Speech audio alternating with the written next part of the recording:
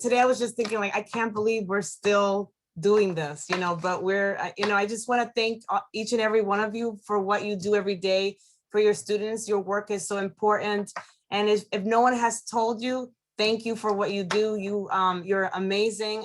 What you've been able to do during such a difficult time doesn't go unnoticed. I mean, it's just incredible. And I know that your students will forever remember that and be grateful for the skills that you're giving them to be able to access content in a meaningful way. But as Monica said, I've worked in English language development for my entire life. It's funny how I started getting into, I didn't previously think I was gonna go into working in bilingual education. I was literally thrown into a dual language, not dual language, but it was a kindergarten, first grade combined Portuguese bilingual class. And I cried. I'll be honest, I cried the whole week. I was fresh out of college and I said, what am I doing? I don't feel like I'm prepared for this. I don't feel like I'm the right fit for this. And then one thing led to another. I started getting to know the students. I had students from Brazil, from Angola. This was back in 1999, 2000. From Angola, from Brazil, from mostly from those two countries. And I just fell in love with them. And to see them get immersed in the English and be excited about it and seeing their growth, I thought, okay, this is what I'm meant to do. This is what I'm going to do for the rest of my life, and the rest is history. But today I just wanted to share with you some things that I know you all, it's nothing new. Sometimes when we meet with each other and collaborate, we come up with new ideas. So presently right now, I'm an 8th grade English language development teacher in a predominantly low socioeconomic status place in Harrisburg in Pennsylvania, the city, in the capital of Pennsylvania. Our students come from all over the world.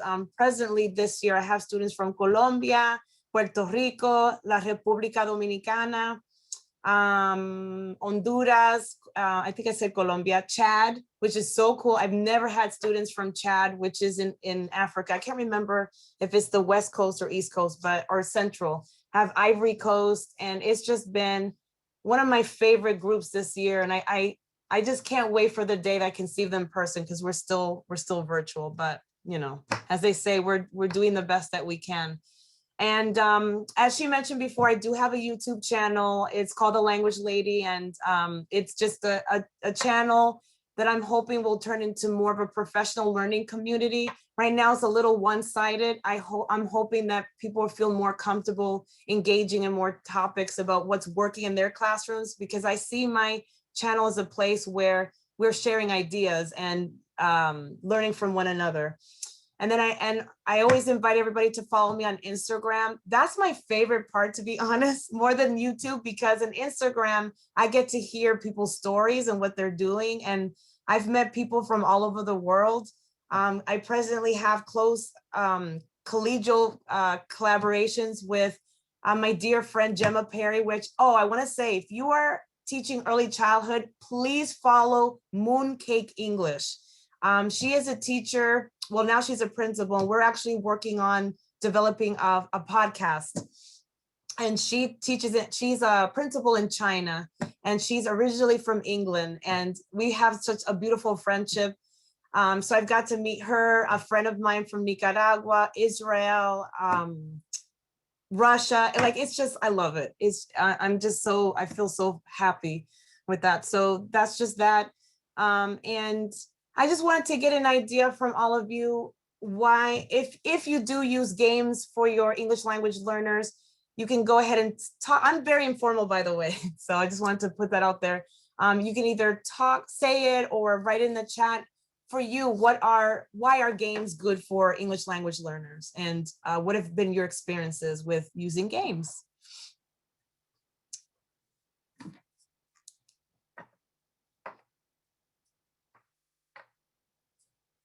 Engagement, yes. And I made a mistake because these were supposed, this is the PDF version. So my students laugh at me. They're like, you already gave us the answers. I'm like, so Yes, low risk engagement. Yes, games lower the affective filter and allow the learning to happen. Absolutely. And while you're writing all of those things, the reason why I started games was I didn't come into the school year saying, oh, I'm going to do games with my students. I started games because I was charged with teaching through a intervention program called ILET. And I'm just curious if anyone else uses it in the room. So we have games are low stress, Kahoot, time to climb. Ooh, time to climb. I've never heard of that. All right, see, this is what I love. I get all excited. Time to climb. I need to try that. Time to climb, safe environment, spark interest, low stress. Awesome. Absolutely. Reinforcing the learning makes us better educators. Our students love it. All of that. So what happened was, I would say about 3 years ago, our district was charged to use ILET because it's an intervention program that accelerates English language development, fluency, and so forth. And it goes really, really well with whatever is being taught in the content ELA class. So typically when I teach ILET, I have 1 class of newcomers and 2 classes of beginners. It's 1 hour, give or take. And what I noticed through it is that it really helped increase their speaking scores, and it's all fully online. So when we had to go online the first time, it was seamless for my students. That was the 1 class that it wasn't a lot for them to learn because they were already online. The issue with ILET though was I found it was very dry in its delivery. And I said to myself, I'm going to have to make some quick decisions because it wasn't something that they were excited to do. So I started delving into games and trying to find out what could engage my students. And my counterpart I teach at the middle school. I don't know if I mentioned that. I teach 8th grade. My counterpart at the high school was talking all about classcraft and how much that took the students learning at a different level. And does anyone use it here by any chance? Anyone have used classcraft before? I don't think anyone's used it. So classcraft, if you haven't used it, think about it in this way. When I talk about games on my channel, I talk about the fact that there's games and then there's gamification. And I'm a huge proponent of gamification because it takes what you would already do, which you would already normally do, but you gamify it, just make it a lot more fun. So you don't have to completely change everything around and give them, okay, today we're going to play something completely different. You're taking your content and adding as you normally would, but adding an extra layer. And what classcraft does is that it turns your class into literally like a virtual game. And every student has an avatar and they're working in groups and they get points given to them if they reach certain goals. And it allows collaboration, problem solving. What I like that there's a socio-emotional level to it. So for example, if you have students that you want to show more empathy or they're working on helping one another and so forth, this is the game that you want to play. And I want to apologize. I don't know what is it with my internet. It's like you could say it's still spiraling, but I encourage you to check it out on your own time. There is a free version and then there's a paid version. And what I'll try to do is I'll email, you'll let me know, Monica, what's best if you want me to send it to an email and then you can have all the resources because I love to give resources away and then you can look at it on your own time. But that's classcraft. Yeah, if you send me any resources, then I can email them to everyone who registered for this session. I'll just do that. And literally the students, so what's happening is the teacher's teaching and there's a behind them on their, oh my goodness, I can't even think of the word in English, la pantalla, on the screen. Okay, this is what happens to me. I will know the word in Spanish and I can't find it in English. But anyway, so they'll see their avatars and it'll make really cool sounds, or you can mute it if you want. And so they give them powers or extra life points or whatever it is. And towards the end, whatever group gets the most points, you can do some kind of reward or with them. But it is definitely very, very popular because it simulates a video game and the points that they would get. The next game that I've used, it's a little trickier to do virtual, but I share it anyway.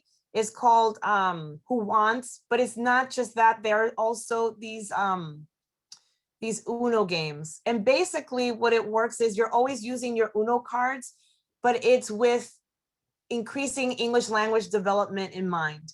So for example, one of the games that I have played with my students, which is a tennis game, and each of the cards will actually represent a certain noun or a verb. And so you can do similes, you can do adjectives, you can do questioning. I mean, it just goes on and on and on. And I actually have a video on my YouTube channel using my students.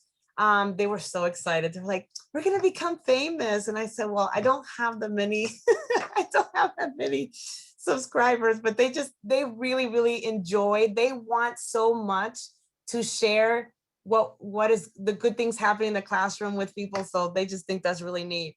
So basically the students are practicing the skills without realizing that, you know, they're doing work and so forth. And I particularly like this because I use this with my beginners.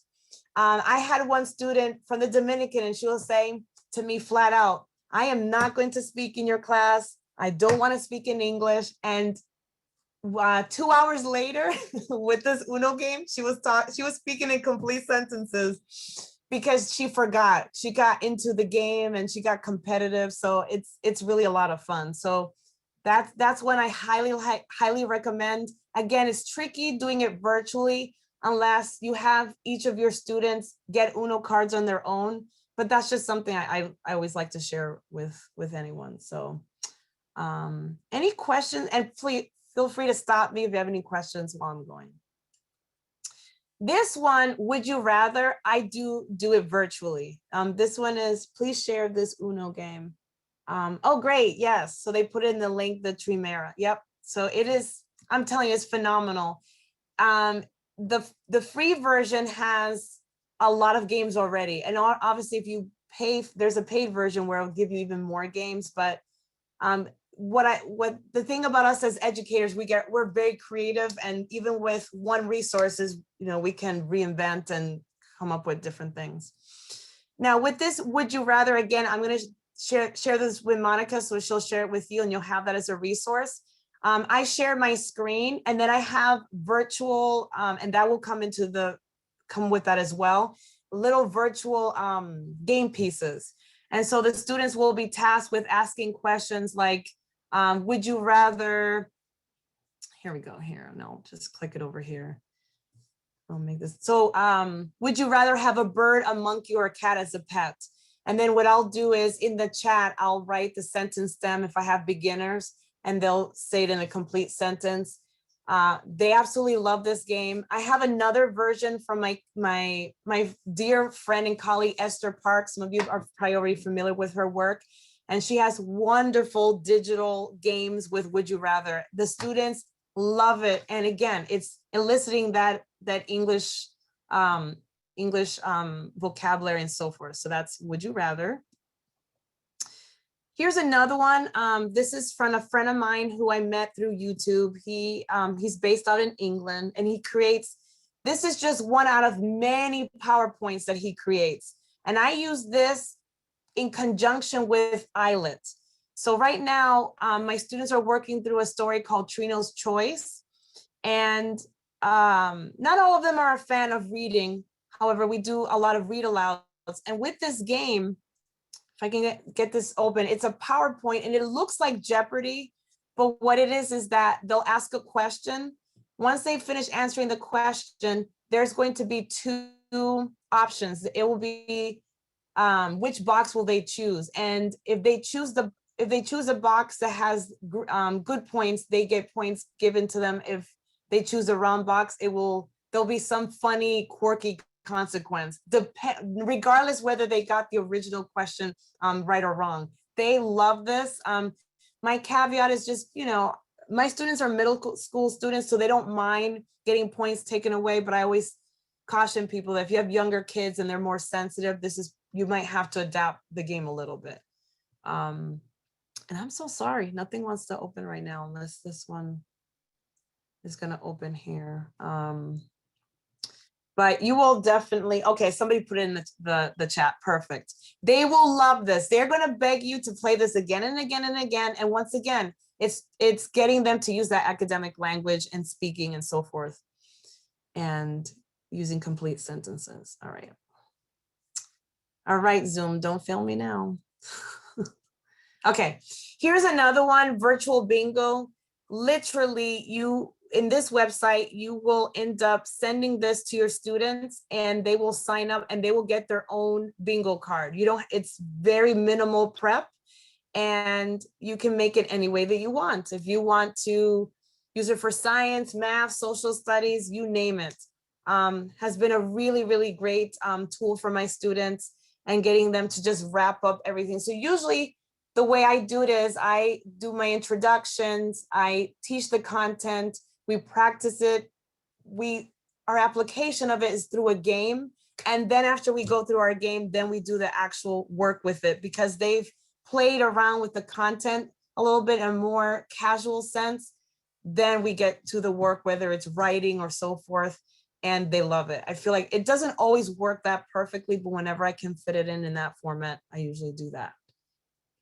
So that is the game portion of my presentation today. And then I'm going to move into another topic.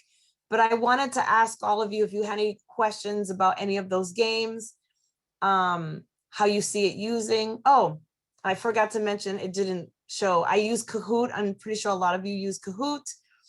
I use it a lot sometimes too, just to gauge what my students know or don't know, what I need to focus on more. And that's really has changed the game a lot for my students. But I would say out of all these games, the one that my students are the happiest about and beg is the Uno game. I'm telling you, they're going to want that again. And the other one is the, this one, Keep the Box. Another game that I highly recommend is Bamboozled. Let's see, are these games compliant with ed laws in New York City? We're not even allowed to use Kahoot anymore, really? And why is that? Why aren't they allowed to use Kahoot? That's interesting. I've never heard of that. Well, ed laws say that you can't have anything where you ask the kids for any personal information, even their name. Oh, wow. Also, student privacy. Wow, that's the first time I've heard that. Okay, interesting.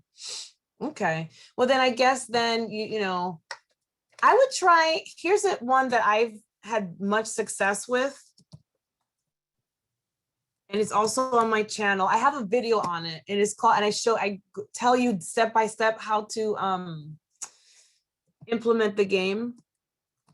And this one they are obsessed with. Bamboozle works like this, where they are tasked with answering different questions, but just like the other game, the mystery box, the outcome is very unexpected. And I'll just show you briefly how it works. And there is a study mode version of it, and then there's the game mode version. And then in the game mode, there is the classic, which is just, you know, your typical, you get points if you do it right, move on. The other version is the one where you might lose points or you might gain points, or they might take points and give it to another team, even though you. Hey everybody, this is Matt. I want to share with you even though an exciting game. Get points, which, you know, the kids love that. And they like to get back at each other, and they, you know, it's a lot of fun. So let me see if I can fast forward this a little bit to show you all. Has anyone played Bamboozled before?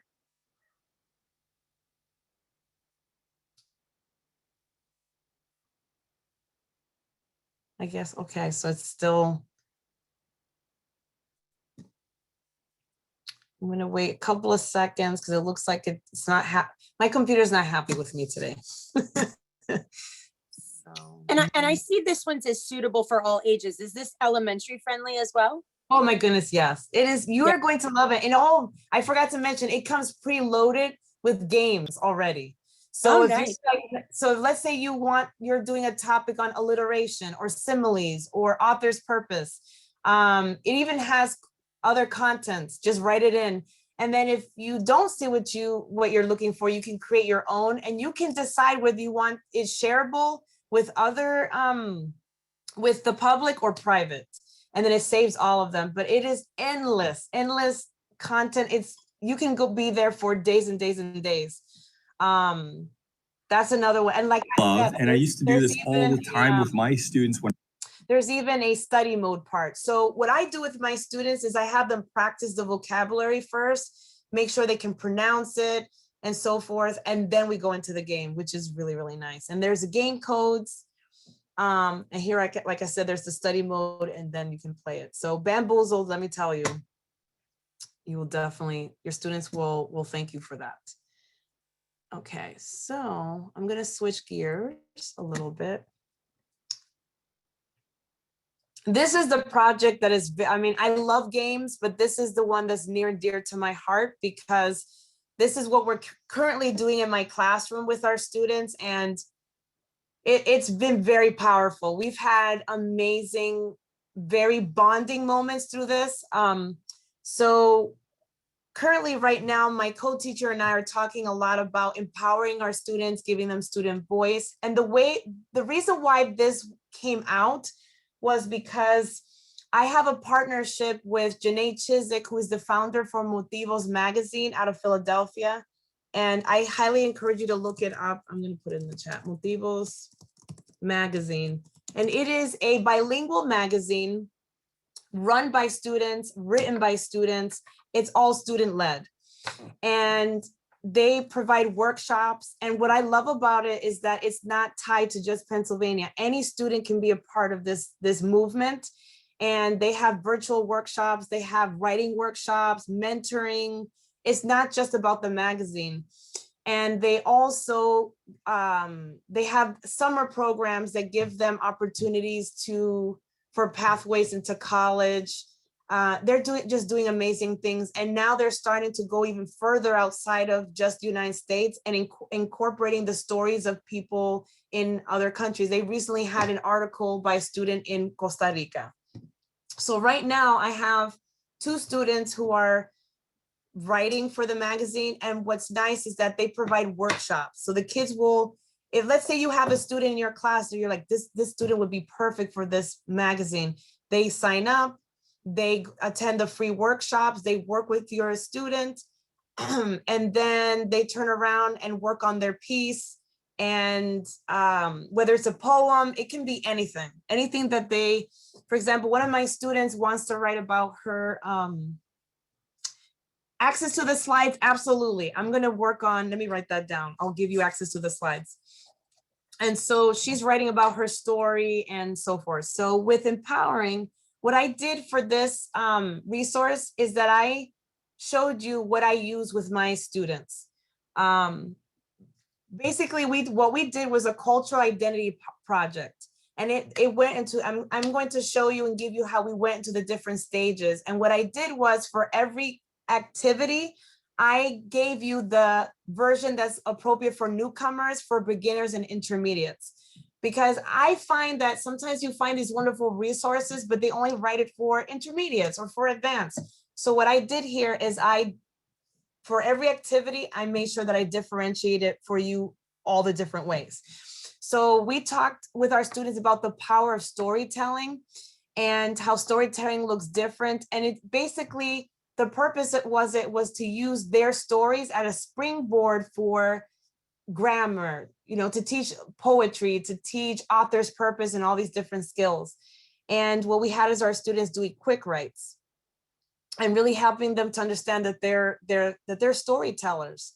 So going back to the weed, I can't do descriptors, but what I did is embedded in this is that I have the differentiation of what it would look like if it's a newcomer, a beginner, or an intermediate student when doing quick writes. Okay. Then we talk about study story patterns and what are the elements of a story. so that they can really unpack it. We talk about it. And once again, I gave you the resources. You have all of those in there, depending on what level students you have in your classroom.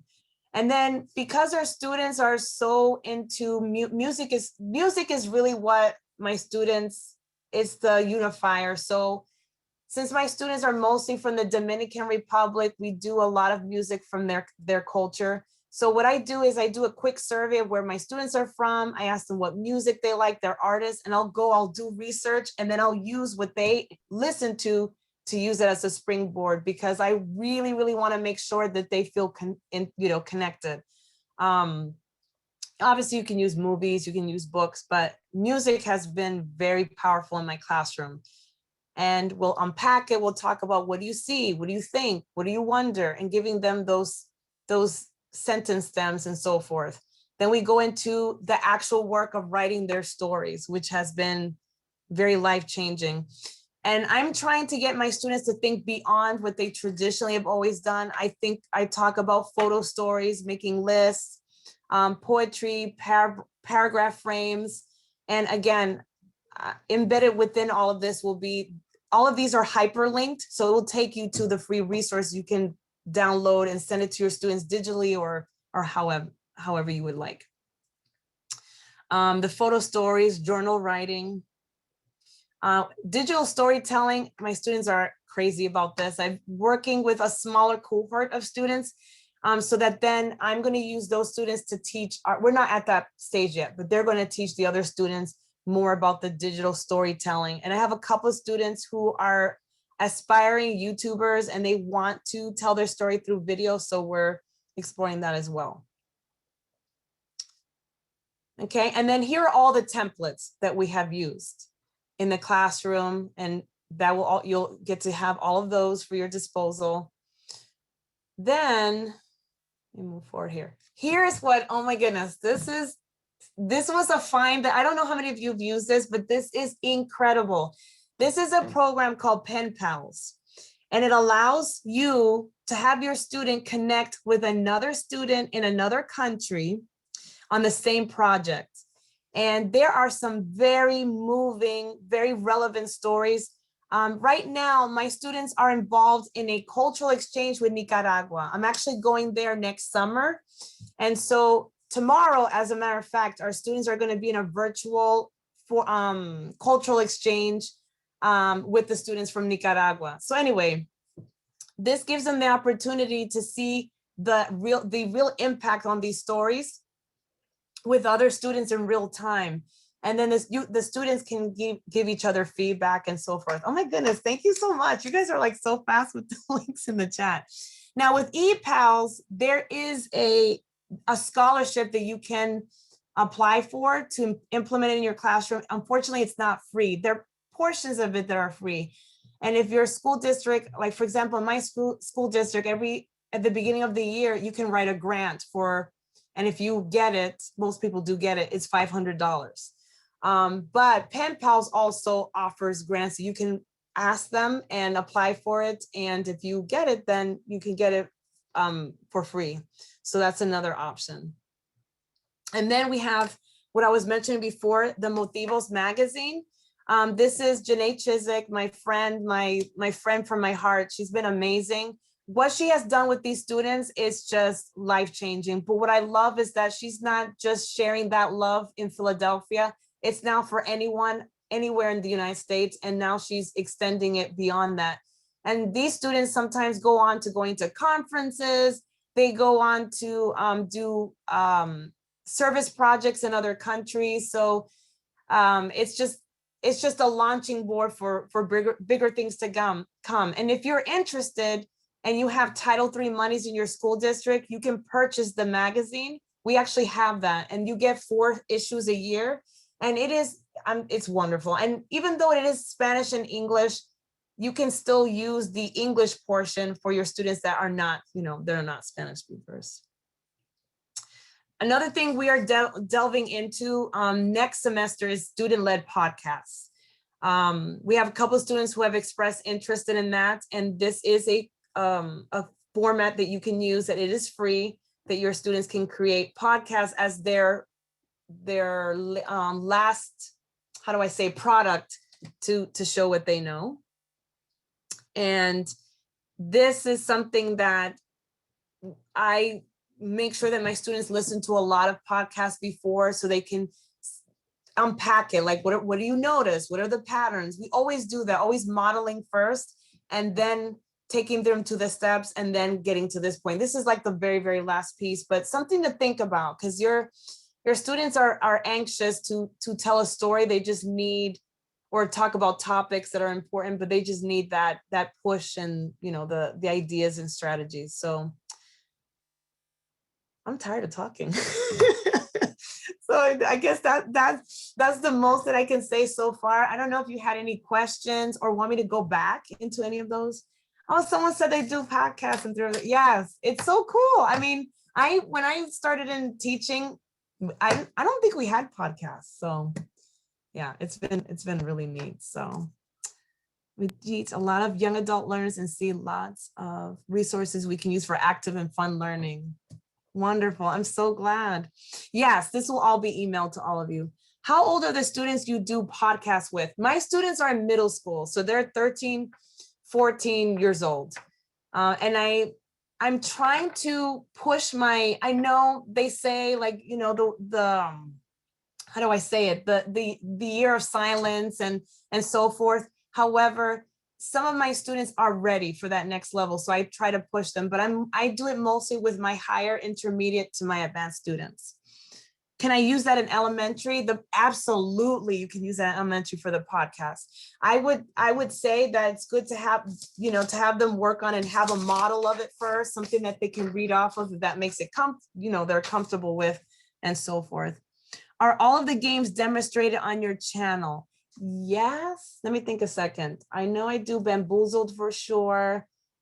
Yes. Yes. I don't know if I talk about classcraft, but definitely all of the others, yes. And there's so many others on my channel that I just highlighted those because those are digital. Yes, I do talk about the Uno game, Karen. Yes, the Uno game is on there. You'll see my students there. They love it. They're like living for it. So they're on there. So great. Any other questions?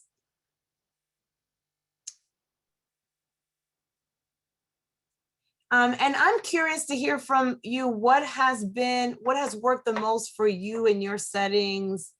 I every time I do this, I learn something new. Like someone told me about Time to Climb, never heard of that. So it's on Nearpod. Okay. Yeah, I love Nearpod. This is the first year I've used Nearpod. How do you get beginners to tell their stories? Very good question. So usually what I do is I have them tell them in their native language. I purposely, this past summer, I signed up with VIP Kid because I wanted to be uncomfortable, because out of my comfort zone, because I speak Spanish, you know, I'm Puerto Rican, so I'm very comfortable with my students majority of my students are Spanish speaking. But what I did was wordwall.net, thank you. I've heard about that, I haven't tried it. So what I did was I started storytelling with my students in VIP Kid. And I find that what really, really helps is, again, having them write their stories in their native language, telling their stories in their native language. There is a feature on Google Docs where they can speak in their native language and it can actively translate what they're saying. Boom cards, yes. Yes, I'm actually looking to create some products through Teacher Pay Teachers with boom cards, and I've been researching that. And also having them listen to other storytellers in their native language. And then usually we go from that and using a lot of pictures and drawing pictures. Also, I might give them clip arts on, it's not Google Slides, it's the other one. I'm drawing a blank. It's another app within Google. I know you all know it. But then they'll have pictures and then they'll use it to tell their own story. Jamboard, that's it. I knew you guys would know. Jamboard, they love that. Jamboard has been very pivotal in my students telling their story. And I have a student from Vietnam that has really grown a lot this year. Now he's actually speaking now in complete sentences, using different stories using Jamboard. So, but we worked up through him writing in his native language to then using pictures and manipulating pictures in a way for him to make choices of how he wanted to express himself. Yeah, I love Jamboard. I love Padlet too. I think it's just so user friendly and the kids collaborate. Yes, Padlet it's just so, it's wonderful because they see each other's writing in real time. They're reading it, they're listening to each other. I talk about Padlet on YouTube as well. If you haven't used it, I do have a video about that as well. Wonderful. And just a little plug for your YouTube channel. If you haven't checked it out, you have to check it out because you also have some things about even ESL interview tips. There's some other things. There's such a variety of things on there that you may not even realize you need until you check it out. And you're like, oh wait, that's a good one. So you have tons of videos. So I love that. Thank you. Thank you so much. Right now I'm working, it's not really ESL related, but I recently went back home to Puerto Rico. So I'm working on, I actually have to download the footage and I'm going to do like a little vlog about my experience there. But there is one video on there where I talk about my experience as an inner city teacher and what that's like and working in the environment that I work in. And then I have a student that I'm going to be interviewing that they, Calle in the house. Yay! Boricua, so cool. My cousin went to school in Calle. So what we're going to be doing is my student, who actually is going to be writing for Motivos, she wants to tell her story and her parent gave her permission, et cetera, et cetera. So we're going to be doing a mini documentary about her life. Oh, Comerio, that's so nice. Wonderful. It's like yeah. So someone was asking about, Padlet. Yeah, Padlet and Seesaw are very different. But yes, Padlet, you would say it's like a bulletin board and there's different formats of what it looks like, but it's wonderful. You'll have to check that out. So yes. With a lot of your games, do you try to have more, would you have mixed groups in terms of language proficiency and you try and the kids support each other, or do you try to have your newcomers together playing a game with you facilitating? How do you prefer? I like it mixed. I feel like that's been very, very effective. For example, I had a student, which this was a big deal. I felt that was such a big win for me. I had a student who would not feel comfortable speaking at all, only because she was traumatized. She had a traumatizing experience in Mexico. And because we did so many games and we really formed, it was a family. It was definitely a family environment. So we did a this or that game. And for the first time, she spoke out loud. It wasn't loud, but she was actually speaking. And that attributed to the fact that she was paired with someone else who was, I want to say, was a higher intermediate level. So it really does make a difference. I have more options to do that in my co-taught classes. In my intervention classes, I cannot, because they're all of the same language proficiency level. So those I don't have as many. I don't have as much flexibility. But I really think you just have to think about what's the end in mind. What is your goal? What are you thinking about doing with your students? I think that there's value in sometimes having your newcomers together, your beginners and so forth. And then there's other times where you can mix them. So yeah, that's a great question. Thank you. So any other questions, or I'm trying to think of something else I was going to share earlier and it escaped my mind. And so there's nobody here using eyelet then, because I was curious to see if there's any other eyelet users. No, okay. What programs are you currently using in your school districts? A little bit about my school district while you're writing is that we do mostly co-teaching. So we don't have a separate curriculum. We take what our co-teacher is using, and then we differentiate it and we use strategies in order to make it more comprehensible. So it's a lot of work ahead of time to make sure that we're in sync. And I'm very fortunate that with the teacher that I co-teach with is the kids can't tell who's a content teacher, who's a language teacher. It's 50-50. So if my co-teacher is absent, I take over, vice versa. And it's been really, really, really smooth and our classes are all mixed. So we have students who are English language learners, and then we have our monolingual English speakers in our classes. So every day I'm teaching 6 courses a day. I start my day with IELTS with my English language learners. I teach several courses of co-taught ELA, and then IELTS, and then another, the other content classes, so.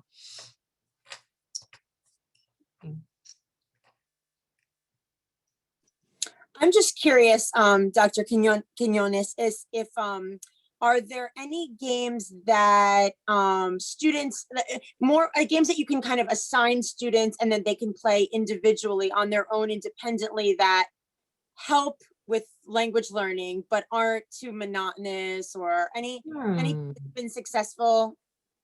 That is a very good question, because all that I have done has been interactive. I've been assigned some Nearpod activities, but let me think. Really, not that I can think of. Oh, okay, so BlueKit. Okay. Do we want to explore that? Should I share my screen? Let me go into, yeah, all the ones that I do, only because my population of students, they don't feel comfortable doing it on their own. They like very targeted, very specific activities. So this is really great to know, because I've never used it or heard of this before. So let's check it out. So BlueKit.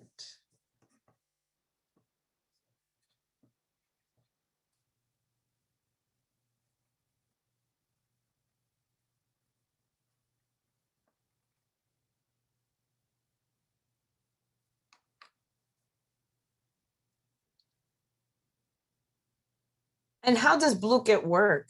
I mean, right. Oh, I can unmute myself. So it's basically like Kahoot. So I usually give it to the kids after they've like learned a skill or anything.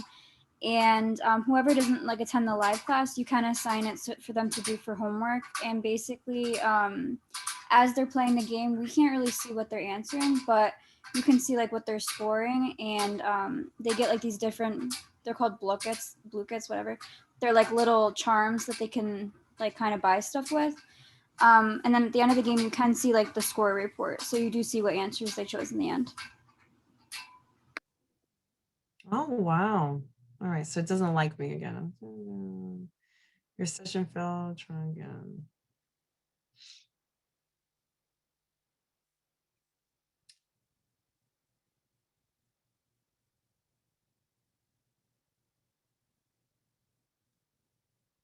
And then are the games preloaded or created already, or let's see. Yeah, it's like Kahoot. So I think you can search ones. Yeah, and then you can also like click a template and then make your own. I love this. I've never heard of this before. Okay. What logo is this? Okay, so these are all self-directed.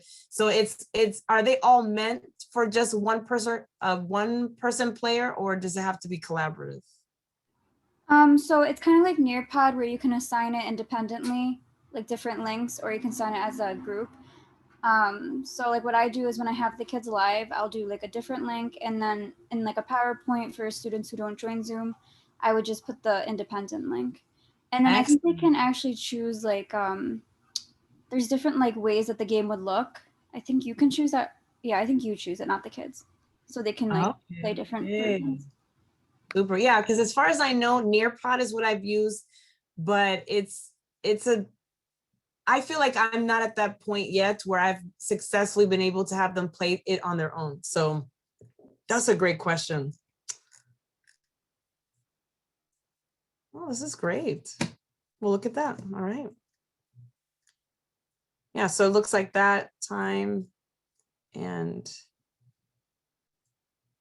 Oh yeah, I would recommend when you do play it, put the time, because if you put like the one time I put they had to get gold, like 10,000 gold, it literally took like 2 hours. An hour. That's awesome. I bet they were like, okay, when is this game gonna end? That is so funny. Okay, that's good to know. All right, thank you so much. All right, I'll stop sharing here. And then I said, when you assign Nearpod lessons, you have to get all your students to open a Nearpod account. I've only shared them a link and they just click on it and it sets them in there. I don't know if anybody else has had to use, have them sign in, but I've only ever had to send a link to them. And so like if they, it's funny that you brought up Nearpod because I'm thinking of, we're supposed to have them do career explorations. And I noticed they have like 13 different careers. And I was thinking of doing one together and then assigning them each a different career to present. But like, if you send them a link, like I have them so overwhelmed with so many different accounts. Like they have so many. So is it okay if I just post, if I let them choose, and then if I give them the link, they can get right into it? You'll get right into it. It's as far as how it's worked within our code talk classrooms. Okay, someone said that they have to sign in with their Google account. Nearpod I've only used in my code talk classes. I don't use it. I don't have a lot of flexibility when I teach. Islet is the only course I teach on my own. And when I do it, I do all the other games I showed you, like Bamboozled and so forth. Nearpod is what I use with code talk.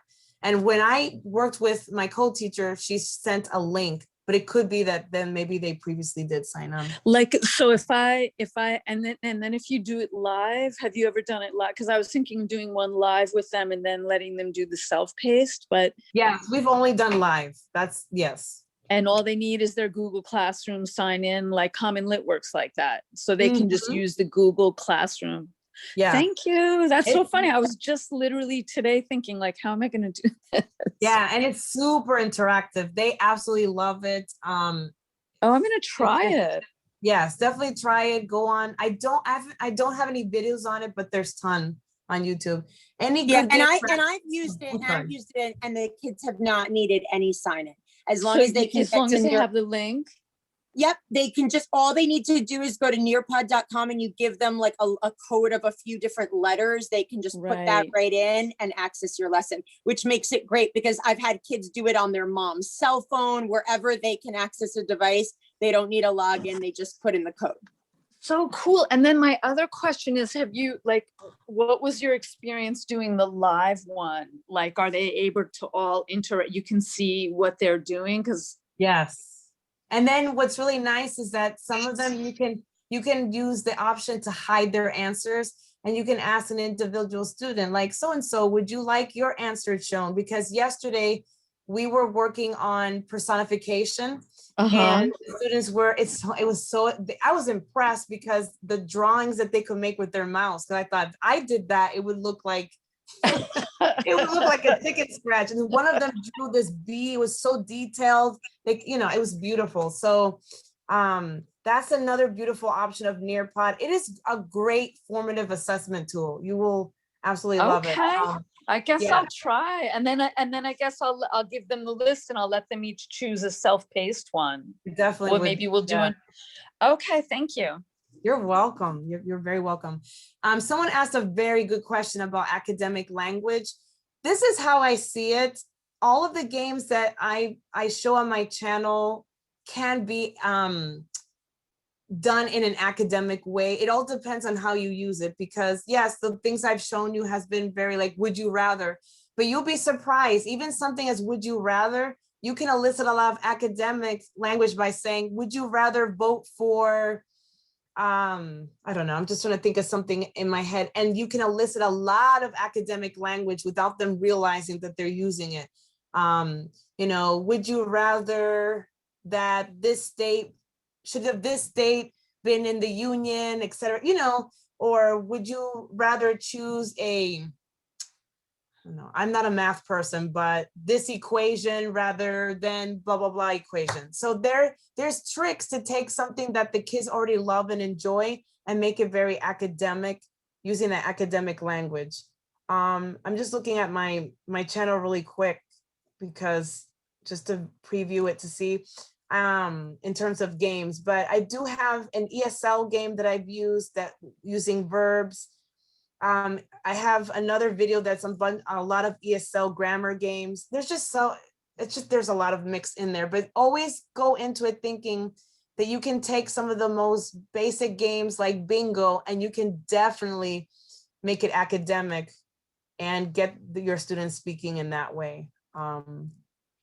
So yes, intermediate students. So hopefully that will definitely help. I have some other resources that I didn't mention that I'll also throw in there too when I send all the links to Monica. Oh, you're welcome. You're welcome. Yes. Some of my videos are cringeworthy. I mean, is that the word? Cringy, because I'm still learning how to develop my skills as a YouTuber, but it's been a lot of fun. Yes, GimKit. I've heard of GimKit. I think it's just wonderful how many resources are out there for our students. Thank you. And I love these opportunities where we can just have, sharing of ideas, sharing of resources, sharing of best practices. So it's great. Thank you so much. You're welcome. One other person I'm going to put this in the chat. I highly recommend that you check her out. She is incredible. We also have, what was I going to say? We also have, she and I both did webinars for Saddleback webinar. I'm not sure if you're familiar with Saddleback. I'm going to put this in the chat. They have tons of, I did a similar presentation I'm doing for you now. I did it for them. And they have tons of free resources all the time. I'm going to add that in the chat. They have free webinars specifically on regarding English language learners. I'm going to put that right here. Oh, you're welcome, Michael. Thank you so much. You're welcome, Christine.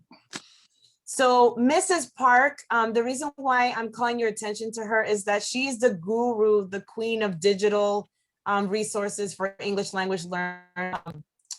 She and I are working on some projects for the future, but in there, you're going to find some free templates. I actually use one of her templates for sign in with my students. What you do is when you go to her website, whenever this decide under resources, she has tons of free digital Google Slides that you can incorporate and use in your classrooms. Yeah, someone said that they've seen her before. She is an incredible human being. Oh my goodness, she's just such a sweet teacher. She actually is now working for another company, and that was a hard decision for her to switch. But anyway, so many different games. These are all free. You just have to make a copy. This is for Jamboard, Word Detectives, Talking Chip conversation games, Dream Vision, Jamboard check-in, Think, Pair, Share. I mean, there's just so many. Compare and contrast, plot diagram. It just goes on and on. All of these are free. All of these are free. And again, going back to the academic language, you can link the academic language. You can take it as far as you want. You can make it very surface level, or you can go deeper in that with your students. And the one that I've used these digital learning slips, I've used these with my students, very, very powerful. It gets your student to rate. They write the objective of the day, and then they rate themselves how well they felt that they achieved this is what I love, is that they make a goal. Today, I'm going to focus on reading. Today, I'm going to focus on my speaking, and they rate themselves. This is what I use with my students every day. This is the sign-in page. Microsoft Schools as opposed to Google. So I don't know, because I only use Google. That's a good question. Maybe someone else can answer that. And I always list the content objective, and you can change it around and use your own gift. And my students expect this every day. What I do though is I change the color. I make things color coded depending on the day of the week. So when my students see red, they know that's Monday. And that really helps the students a lot. What I love about it is that you can hyperlink to other slides, because already in my district, we have our own we create as an 8th grade team a morning meeting slides. So what I'll do is I'll hyperlink it into there. I'll hyperlink eyelet, everything is right in there. So I just click it and it goes straight to that. So I don't have all these multiple tabs going at the same time. Yep, Laura said she uses that as PowerPoint. Here. And someone else put something, oh yes, Forlazo. Am I saying it right? Am I butchering his name? Yes, he's amazing. Wonderful resources. So, yeah, definitely check out Esther Park. You'll love it. So, well, it is just about 5:30 and you've given us so many resources to check out. We've got a lot of homework to do now. Yes, I'm so glad. Yes, I'm always worried that I'm not giving enough. So that really makes me happy. And also feel free to talk with me. Find me on Instagram. I love, I'm telling you, this is my favorite part of everything, is meeting people and hearing about their stories, what they do in their school. So like, don't be shy. Contact me on Instagram and, send me a message, and yeah, and I can, sometimes there's other resources I didn't think of that I didn't share. So.